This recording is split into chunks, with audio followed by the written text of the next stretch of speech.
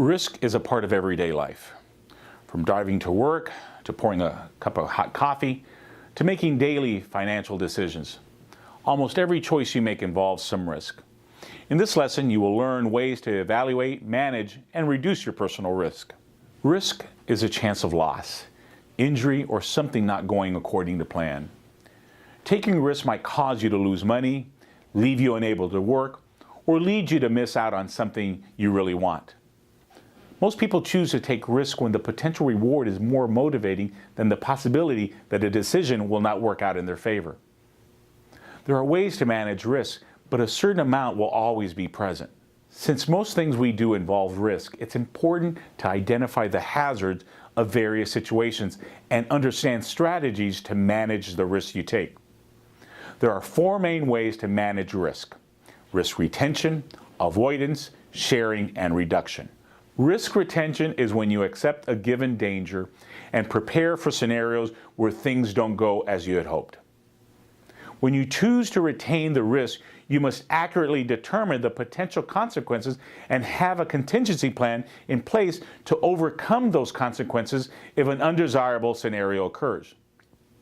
For example, you choose not to purchase insurance on your cell phone because you haven't broken your last 5 phones, and you have enough money to buy a new phone if it does break. That's an example of risk retention.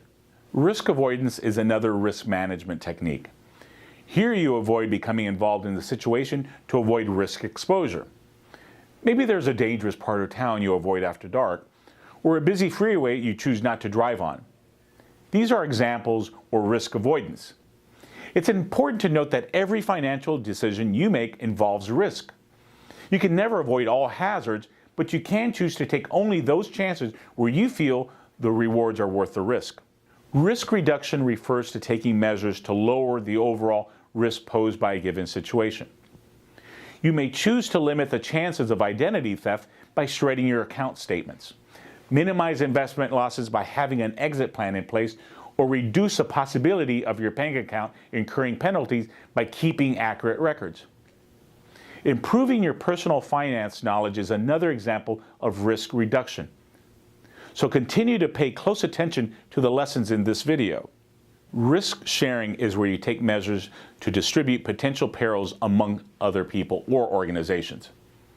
Insurance is an example of risk sharing.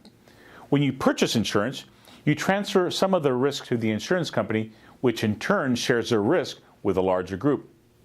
For instance, when you purchase a car insurance, you share your risk of getting in an accident with all the other people insured by the company.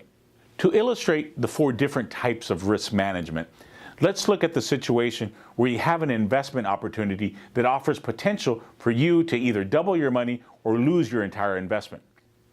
If you choose to make the investment, this is an example of risk retention. If you choose not to make the investment, that would be risk avoidance. If you take measures to limit your losses to 25% and then make the investment, that is a risk reduction. If you pull together some money from friends to make the investment together, that would be risk sharing. The book, Risk Happens, states that things go wrong. The real world will not respect your hopes, plans, or expectations. The good news is that when you recognize potential risks before they occur and plan out your response, you minimize the life risk you face.